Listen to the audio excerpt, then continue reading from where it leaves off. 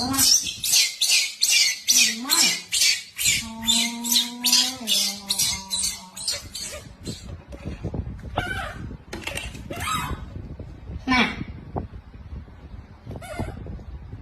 sạch nha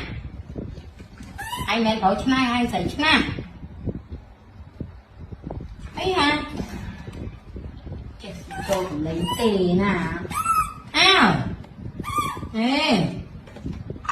nhỏ tầm ba này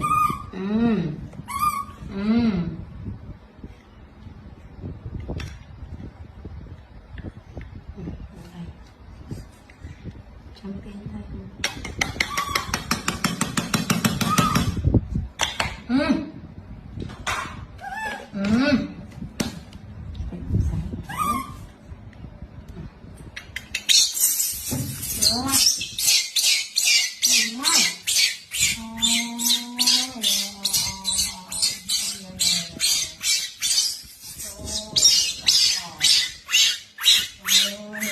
nè mạng bị mua nè thôi nhỉ à khen sắp ba nó nè cái nhảy khen thôi ấy nè